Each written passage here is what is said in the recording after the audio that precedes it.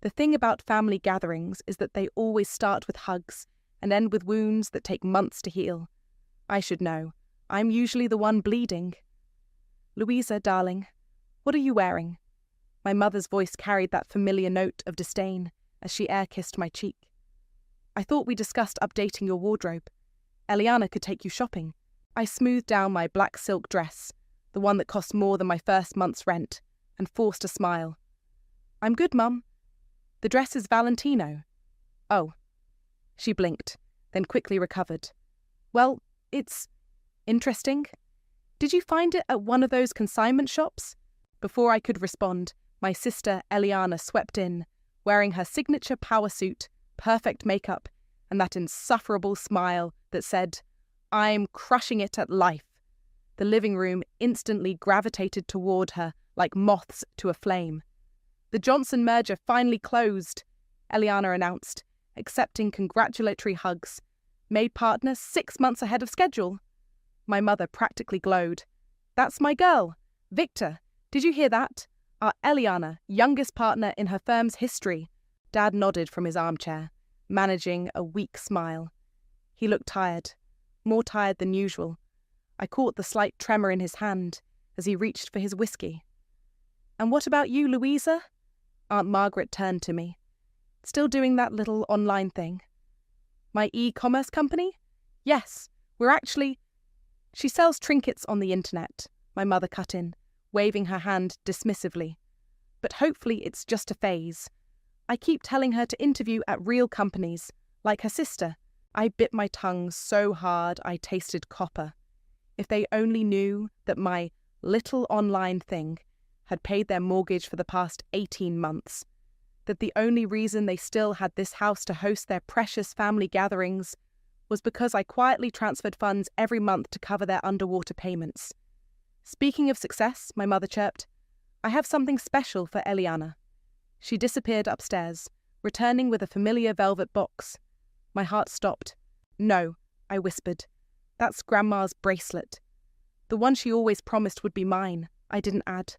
My mother's eyes flickered to mine for just a moment before she turned to Eliana. Your grandmother would have wanted her most successful granddaughter to have this. It represents our family's legacy of excellence. Eliana's perfectly manicured hands trembled as she fastened the delicate gold chain around her wrist.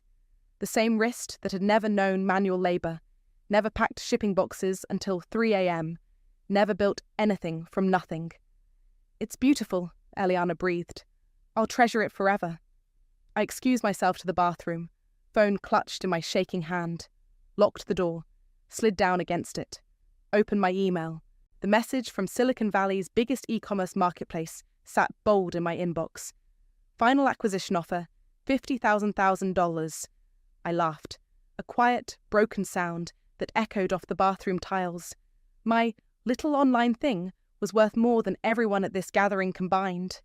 The same business they'd mocked for years had just made me set for life. A knock at the door made me jump. Louisa? It was Dad. Your mother's about to serve dessert. Coming, I called back, voice steady despite the storm inside me. As I walked back to the living room, I heard my mother's voice. At least Eliana gives us something to be proud of. I don't know where we went wrong with the other one. I paused in the hallway, my hand hovering over my phone. The acquisition offer waited for my response. One click and I could show them exactly how wrong they were. One signature and I could buy this house 10 times over. But revenge, like the best dishes, needs perfect timing. I stepped back into the room, smiled at my mother, and accepted a slice of her famous apple pie. Delicious as always, Mum, she beamed, completely missing my sarcasm. See? Even Louisa can recognize quality when she sees it. I took another bite, letting the too sweet filling coat my tongue. My phone buzzed again. Another message from the buyers, asking for my decision. Actually, I said, standing up, I need to head out. Got some work to handle. Oh, more little crafts to sell. My mother's laugh was sharp as glass. I grabbed my coat, catching a glimpse of my grandmother's bracelet glinting on Eliana's wrist. Something like that. Walking to my car, I finally opened the acquisition email. My fingers hovered over the keyboard for just a moment before I typed, I accept your offer. Let's discuss terms. Sometimes the best revenge isn't served hot or cold. Sometimes it's served with a side of perfect timing and a 7-figure check. 5 years earlier, I sat cross-legged on my tiny apartment floor, surrounded by shipping labels and handmade jewellery. My first Etsy sale had just pinged through, $24.99 for a pair of crystal earrings. "Look!" I practically screamed into my phone. "Someone actually bought something." "That's nice, dear," my mother had replied, distracted. "But listen, Eliana just got offered a summer associate position at Thompson & Reed. We're having a celebration dinner tonight. I can't make it. I need to package this order and... Honestly, Louisa, when are you going to stop playing store and get a real job? Your father and I didn't pay for your business degree so you could sell trinkets on the internet." That conversation played on repeat in my head as I built my company from that single sale to thousands, then millions. Every milestone was met with the same dismissal. "Dad?" I called out, descending the basement stairs. He'd asked for help refinishing some old furniture, a rare father-daughter moment I couldn't pass up. "Over here," he waved from behind a dusty dresser. "Thanks for coming. Your mother doesn't know I asked you." I rolled up my sleeves. "Why's that?" He hesitated, wiping sweat from his forehead. "She thinks you're not reliable." The sandpaper crackled under my fingers as I worked. "Is that why you're refinishing all this stuff? To sell it?" His silence was answer enough. "Dad, are you and Mum having money problems?" He wouldn't meet my eyes. "Nothing for you to worry about. Just some temporary setbacks with investments. The market's been rough." I noticed the stack of papers poorly hidden behind paint cans, second mortgage application forms. My stomach twisted. Later that night, I called Miles, my best friend, and now COO of my company. "They're broke, aren't they?" he asked after I explained. "Looks like it. Dad's trying to get another mortgage. Mum's still buying designer everything and telling everyone how well they're doing." "While simultaneously telling everyone you're a failure?" Miles snorted. Classic. I logged into my banking app, staring at my account balance. Even after reinvesting most profits back into the business, I had more than enough to help. "I'm going to pay their mortgage," I said quietly. "What?" "Lou, no, they don't deserve..." "Through a shell company," I continued. "They'll never know it's me." Miles was silent for a long moment. "You're too good for them, you know that?" The next day, I set up the payments. Every month, like clockwork, money flowed from my account through a holding company to their mortgage lender. They never missed a payment, because of me. 2 weeks later, I overheard my mother on the phone with her friend Sandra. "It's just heartbreaking," she sighed dramatically. "Louisa's still living that freelance lifestyle, wasting her 20s. Thank goodness Eliana's there to support us in our retirement planning." I nearly dropped my coffee mug. Support them? I was the one keeping their roof over their heads. That evening, Eliana called me, sounding strange. "Hey, got a minute?" "Sure, what's up?" "Have you noticed anything off with Mom and Dad lately?" I tensed. "What do you mean?" "I saw some papers on Dad's desk. They're behind on payments, Lou. Like, seriously behind. The bank's threatening foreclosure." My blood ran cold. The payments I'd been making, they weren't enough? What else weren't they telling me? "Maybe you could help them," Eliana suggested. "I know your little business thing." "My little business thing is doing just fine," I snapped. "Why don't you help them with your big lawyer salary?" Silence crackled between us. I can't," she finally whispered. "I'm barely keeping up with my own bills. The firm, things aren't great right now." The perfect sister's perfect life wasn't so perfect after all. I hung up and immediately called my accountant. "I need you to find out exactly how much my parents owe, and to whom."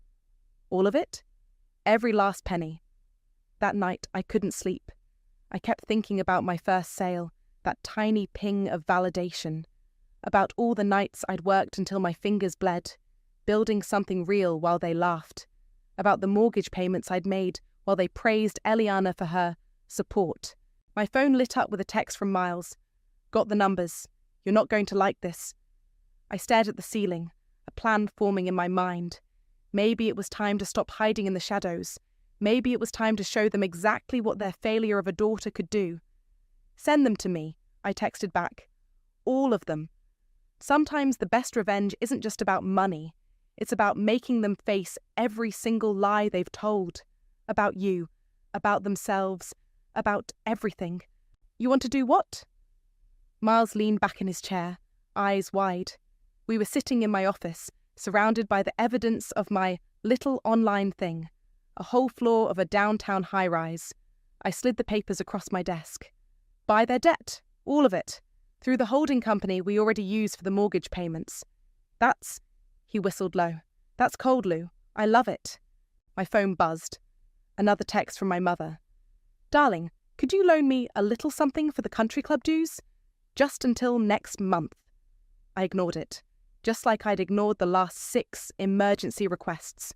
Instead, I pulled up the bank's contact information. Alejandro Lewis's office. How can I help you? This is Louisa. I need to discuss acquiring some outstanding loans. 20 minutes later, I sat across from Alejandro, watching him review the paperwork. His eyebrows climbed higher with each page. You understand what you're proposing? He asked carefully. Purchasing all your parents' debt would make you their primary creditor. That's the point? He nodded slowly. The total amount, including the second mortgage, credit lines, and personal loans, comes to just over $892,000. I didn't flinch. That was pocket change compared to the acquisition offer sitting in my inbox. Draw up the papers. Walking out of the bank, I ran into Andrea, another entrepreneur from my network. She took one look at my face and said, "Coffee, now." At our usual cafe, I spilled everything. Girl, Andrea set down her latte. I get it. They hurt you, but revenge like this? It might feel good now, but what? They deserve it. Maybe. But don't become what you're trying to punish. Don't let their toxicity turn you toxic. I stirred my coffee, watching the cream create patterns. You don't know what it was like. Winter of 2019, I couldn't afford heat. Lived on ramen for months, all while building this company. And where were they? And Mum was redecorating the house. Dad needed a new car. Eliana got engaged, needed help with the down payment on her condo. I laughed bitterly. Meanwhile, I was skipping meals to make payroll. Andrea reached across the table, squeezed my hand. Just be careful. Revenge is like drinking poison and expecting the other person to die. Back at the office, Miles was waiting with the acquisition paperwork. Final offers here, he said. 50 million, clean deal. You sure about this timing? I signed without hesitation. Perfect timing. My phone buzzed again. My mother. Louisa, please call me back. It's about the club dues. Also, we're having a family dinner next weekend. Eliana has news. I texted back, can't make it? Business meeting. Her response was immediate. This is family. Your little online shop can wait. My little online shop that just sold for $50 million. My little online shop that was about to own every penny they owed. The next morning, Alejandro called. The debt purchase is complete. You now officially own all their outstanding loans. Perfect. Don't tell them yet. I want to handle this personally. I hung up and walked to my window, looking out over the city. Somewhere out there, my parents were probably planning another family gathering where they'd praise Eliana and dismiss me. They had no idea their world was about to shift on its axis. Miles appeared at my door. The first transfer from the acquisition just hit our accounts. Want to celebrate? Not yet. I turned to face him. First, I need you to help me plan something. The revenge dinner? His eyes lit up. I've got ideas. We spent the next hour plotting, making sure every detail was perfect. The timing, the reveals, the exact moment when they'd realised their failure daughter owned them. My phone buzzed one more time. Eliana. Lou? Mum's freaking out about money again. Says the bank's being weird about their loans. Do you know anything about that? I smiled into the phone. No idea. Must be rough, not having enough money. Speaking of which, how's the law firm doing? Her pause spoke volumes. It's fine. Everything's fine. Sure it is. See you at dinner next week. You're coming? Wouldn't miss it for the world. I hung up and looked at the framed dollar from my first sale, hanging on my office wall. Next to it was my mother's quote from years ago. That little hobby of yours will never amount to anything. The debt contract sat on my desk, signed and sealed. Soon they'd learn exactly what my little hobby had amounted to. Sometimes the best revenge isn't just about taking power. It's about showing them they never had it in the first place. The call came at 2 a.m. I almost ignored it, but Eliana's name flashing on my screen was unusual enough to make me answer. "I screwed up," she slurred. "I screwed up so bad, Lou." "Where are you?" "Bar, downtown. The fancy one where," she hiccuped, "where successful people drink away their failures." 20 minutes later, I found her slumped at the bar, designer suit wrinkled, mascara smeared. The perfect sister wasn't looking so perfect. "They're laying people off," she mumbled as I helped her into my car. "Whole departments, partner tracks frozen, everything Mum and Dad bragged about. It's gone." I handed her a water bottle. "Does Mum know?" "God, no." Eliana laughed bitterly. "She's too busy planning my promotion party. Keeps telling everyone how her daughter's crushing it at the biggest firm in town. While the firm's sinking? While I'm drowning?" She turned to me, eyes glassy. "You know what's funny? I hate it. All of it. The law, the pressure, the perfect life Mum designed for me. I never wanted any of it." I gripped the steering wheel tighter. "Then why did you go along with it?" "Same reason you kept paying their mortgage, to make them happy." She caught my startled look. "Yeah, I know about that. I'm a drunk failure, not a stupid one." We sat in silence for a moment, streetlights casting shadows across the dashboard. "Tom and I are separating," she added quietly. "Another thing Mum can't know. The perfect marriage too." I almost felt sorry for her. Almost. "You could have told me," I said. "All those times you joined Mom in mocking my choices." "I was jealous." Eliana's voice cracked. "You built something real, something yours. I just built a facade." The next morning, I met Andrea for our weekly coffee. She took one look at me and knew something was up. Spill. I told her about Eliana's confession, about the cracks in the golden child's pedestal.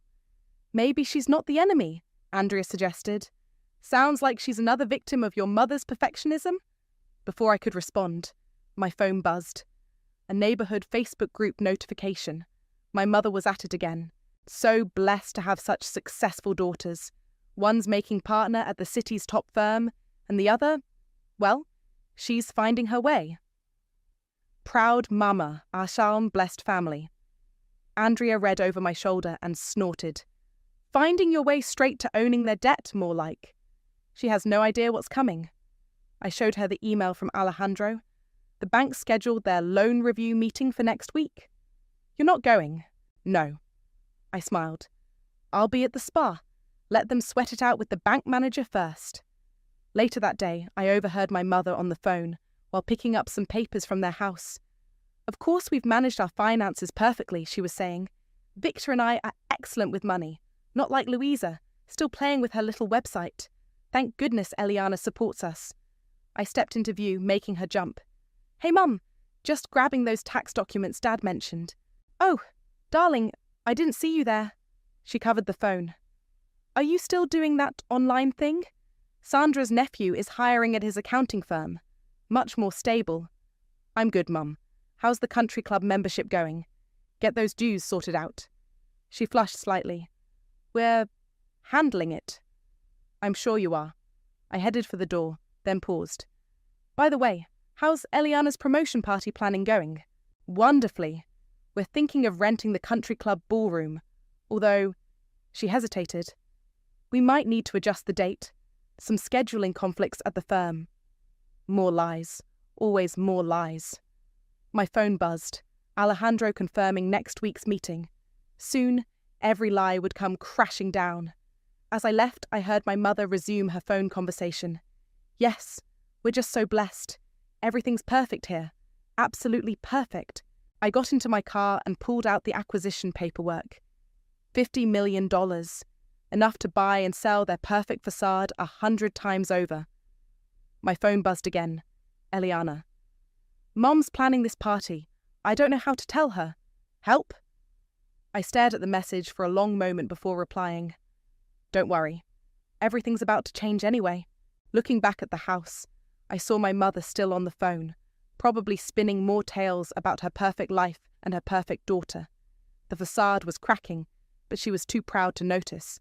Sometimes the biggest lies we tell are to ourselves, but reality has a way of demanding payment, with interest. "Another mimosa, Miss Louisa?" The spa attendant held out a fresh glass.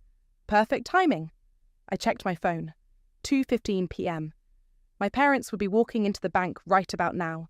Miles lounged in the chair beside me, cucumber slices over his eyes. "You're evil, you know that? Making them sweat it out while you're getting a hot stone massage. Karma needs a good backdrop." I sipped my drink. "Besides, I earned this." My phone buzzed. A text from Alejandro. "They've arrived. Your mother's wearing pearls and attitude." I could picture it perfectly. Mom in her best power outfit, probably the Chanel suit she bought instead of paying their property taxes. Dad trailing behind, quiet and confused. "How long are you going to let them stew?" Miles asked. "Alejandro has strict instructions. First, show them the new payment terms. Then, when Mom inevitably demands to know who bought their debt, he'll mention it's a private holding company." I smiled. "One that's very interested in their property." Another text from Alejandro. "Your mother just insisted their daughter is a senior partner at a law firm. Said there must be some mistake." "What did you tell them?" I typed back. "That their new creditor has all their financial records, including proof of missed payments and credit card debt."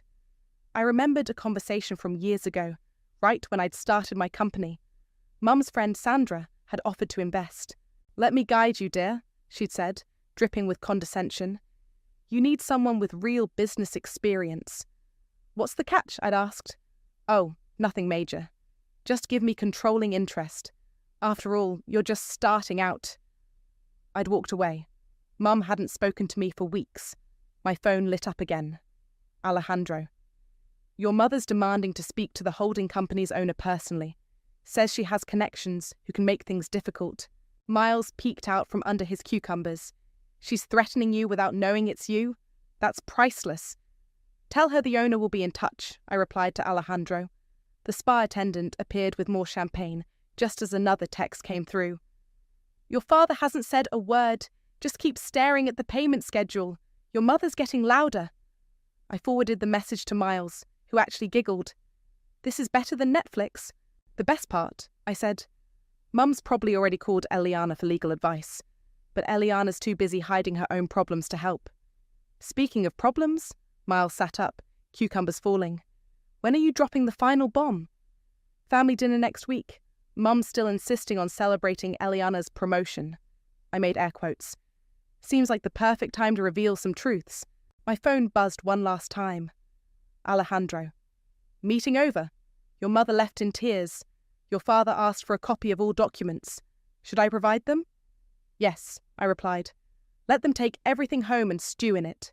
I settled back in my chair, letting the spa music wash over me. Somewhere across town, my parents were probably speed dialing every contact they had, trying to figure out who owned their debt, trying to maintain control of a situation that had slipped through their manicured fingers years ago. "Remember when your mum told everyone at Christmas that your business was cute?" Miles asked. "Right after I'd hit my first million in sales?" "Yeah. And when she tried to set you up with that investment banker because you need someone stable in your life?" I laughed. "He spent the whole date telling me how to pivot to a real career." My phone rang. Eliana. I let it go to voicemail. A minute later. "Lou, what's going on? Mum's hysterical about some bank meeting. Keeps saying they're being attacked by vulture capitalists. Call me back." "Vulture capitalists?" Miles snorted. "Is that what they're calling successful daughters now?" The spa attendant appeared again. "Your massage is ready, Ms. Louisa." I stood up, stretching. "Perfect. Nothing like a relaxing massage while your parents' world implodes." "You know they'll figure it out eventually," Miles called after me. "That's the plan." I paused at the door. But first, let them feel what I felt. The uncertainty, the powerlessness, the knowledge that everything they built is balanced on lies. My phone buzzed one final time. "Mom. Darling, are you coming to dinner next week? We need to discuss some family matters. Very urgent. Please respond." I typed back, "Wouldn't miss it for the world." Sometimes revenge isn't about the final blow. It's about watching them squirm, knowing the blow is coming but not knowing from where, or from whom. The tension in the dining room was thick enough to cut with my mother's best silver butter knife. She'd gone all out. Crystal glasses, fine china, forced smiles that didn't reach anyone's eyes. "Wine, Louisa." Dad's hand shook as he poured. "Please." I smoothed down my Armani dress. Not that they'd recognise the label. "How was your week?" Mum's smile tightened. "Oh, you know, the usual. Though we did have an interesting meeting at the bank." "Really?" I sipped my wine. "Do tell." Before she could respond, Eliana burst through the door, looking decidedly unperfect. Her hair was messy, her designer suit wrinkled. "Sorry I'm late," she mumbled, dropping into her chair. "Work thing." "Darling, are you all right?" Mum reached for her hand. "You look tired." "I'm fine." Eliana grabbed the wine bottle, poured herself a generous glass. "Just fine. Everything's fine." "Of course it is." Mum brightened artificially. "We're celebrating your promotion, after all." Eliana's glass froze halfway to her lips. "Mum, I've invited the whole country club circle for next weekend's party. Sandra's bringing her nephew. You remember him, Louisa? The investment banker." I set down my fork. "Mum, stop." "What? I'm just trying to..." "To what? Keep pretending everything's perfect?" I turned to Eliana. "Tell her." Eliana's face crumpled. "I'm not. There's no promotion, Mum. The firm's laying people off. I might not even have a job next month." The silence that followed was deafening. But you said..." Mum's voice trembled. "I never said anything," Eliana snapped. "You just assumed. You always assume. Perfect daughter, perfect job, perfect life. It's all falling apart." Dad cleared his throat. "Perhaps we should discuss the bank situation?" "Not now, Victor." Mum's voice rose sharply. "We need to focus on helping Eliana. I'm sure it's just a temporary setback. We can ask around, use our connections." I laughed. A short, sharp sound that made everyone jump. "What connections, Mum? The country club you can't afford? The social circle you're lying to? How dare you? No, how dare you?" I pulled out my phone, opened my banking app. "Want to know something interesting? For the past 2 years, I've been paying your mortgage. My little online shop kept this roof over your head while you bragged about Eliana supporting you."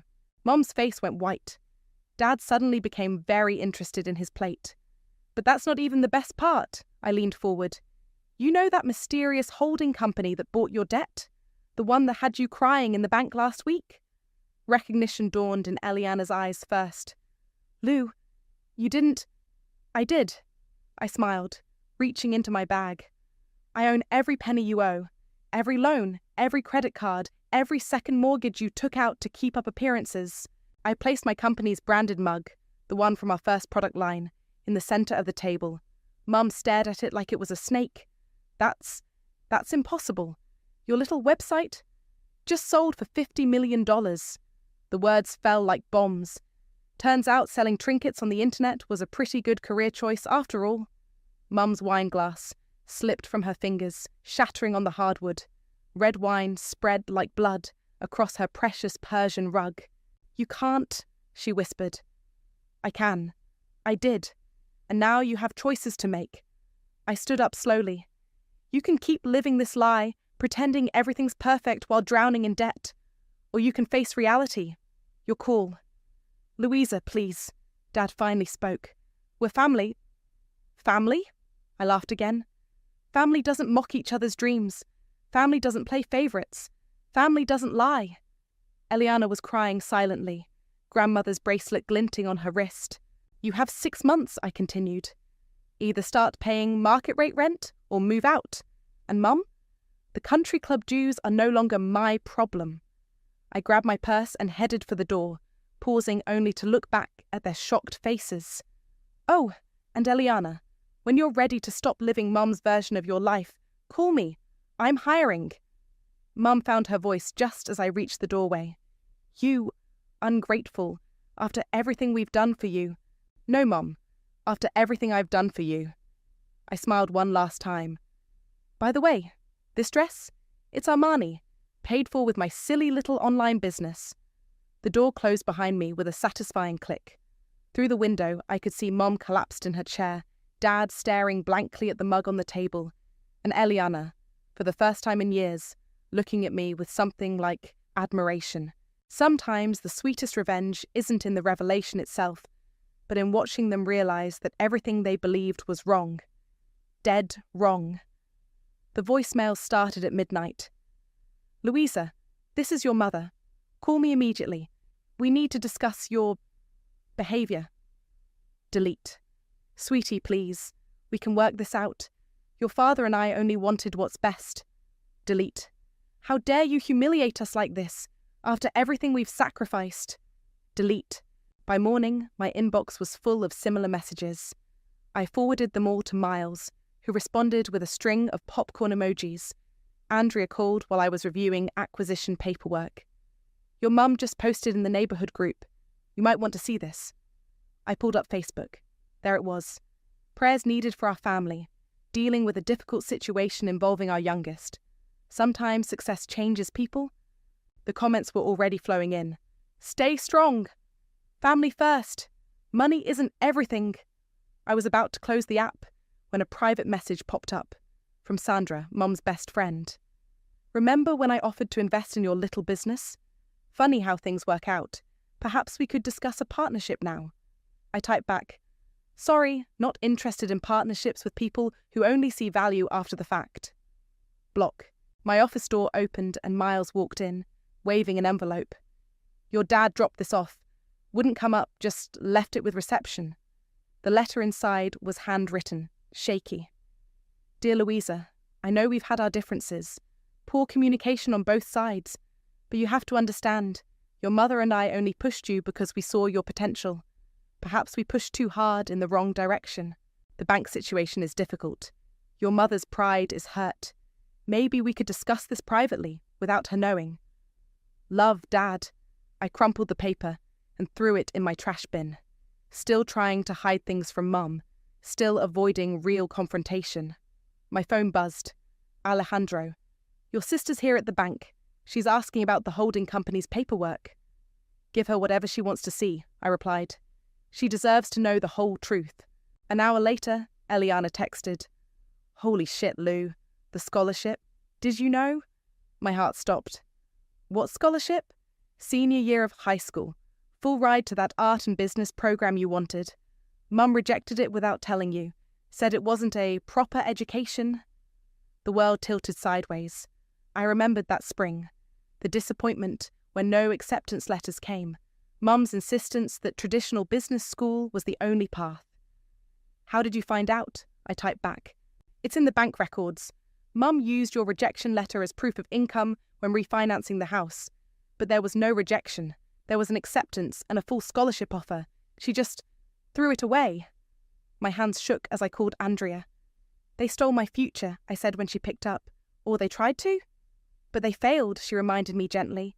"You built your own future anyway." I drove past my parents' house that evening. Mum's car was gone, but the porch light was on, flickering like it always had. How many nights had I come home to that light, feeling like a failure because I wasn't living their dream? Another text from Eliana. "I found something else. That trust fund Grandma left us? Mum cleaned it out years ago, used it for country club fees and her designer wardrobe. I pulled over, letting the truth sink in. Every sacrifice, every struggle, every night I'd worked until dawn. It wasn't just because I was building something. It was because they'd stolen my safety net." My phone rang. Mum again. This time I answered. "The country club board is meeting tomorrow," she said without preamble. "They're voting on our membership renewal. You have to help us." "No." "But our reputation. Your reputation is built on lies, Mum. All of it. How dare you? I am your mother." A mother who threw away my scholarship, who stole my trust fund, who spent years telling me I was worthless while living off my success. Silence. "The truth hurts, doesn't it?" I continued. "Almost as much as watching your daughter struggle while you wear Chanel bought with her inheritance." I hung up and sat in my car, watching that flickering porch light. Tomorrow I'd call my lawyers. Have them set up a trust for the house, one that would require both Eliana's signature and mine for any decisions. Let Mom deal with that power shift. My phone lit up one last time, a text from Miles. You okay? No, I replied honestly, but I will be. Sometimes revenge doesn't feel like victory.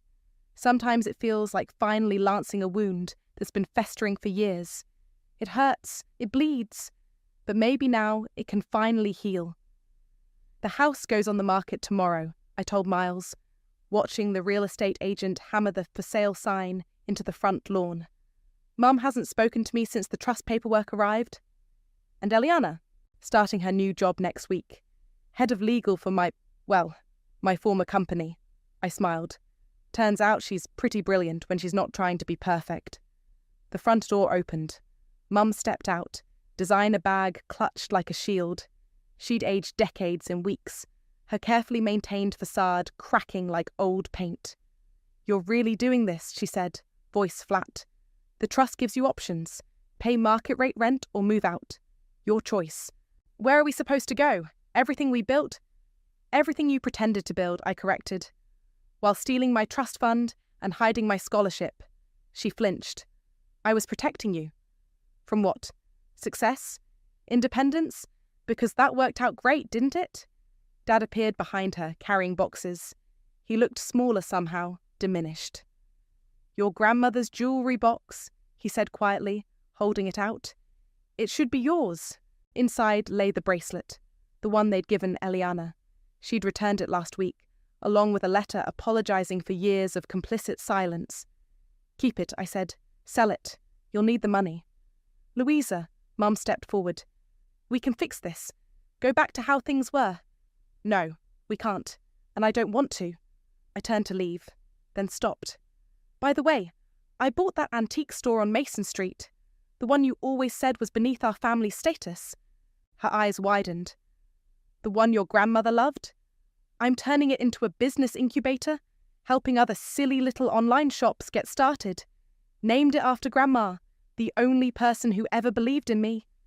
She'd be proud, Dad whispered. Mum's face hardened. She'd be ashamed of all of us.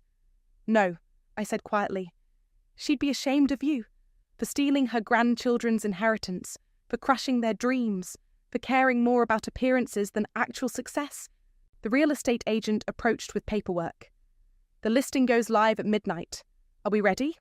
I signed where indicated, then handed the pen to Eliana, who'd arrived silently during our conversation. You too? Mum's voice cracked. Both my daughters. Both your daughters finally free, Eliana said, signing. By the way, I cancelled your country club membership. Used my power of attorney while it was still valid. Mum swayed like she'd been slapped. The movers come Tuesday, I said. Don't forget anything. Whatever's left gets donated. To those charity shops you hate so much, Eliana added with a small smile. We walked to our cars together, leaving our parents standing in front of the house they'd filled with lies. The porch light flickered one last time, then went dark. You know what's funny? Eliana said as we pulled away. I found Mom's old yearbook. She wasn't even popular in high school. All this status obsession. She was trying to rewrite her own history through us. And now she has no status at all. Calm as a bitch in designer clothes. We drove to the antique store. My new project. The faded sign still hung. Margaret's Treasures, named for our grandmother. By next month, it would be Margaret's Innovation Hub, where small dreams grow big. Think we did the right thing? Eliana asked, staring at the storefront. Setting boundaries isn't wrong. Making them face consequences isn't wrong.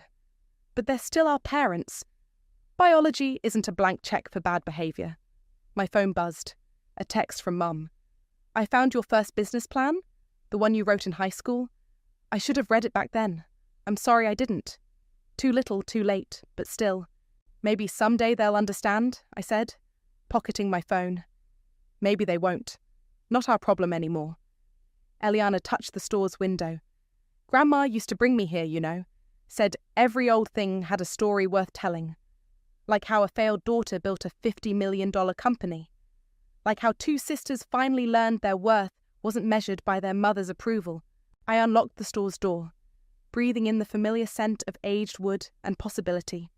On the counter sat my first product sample, a simple handmade bracelet priced at $24.99, the one that started everything.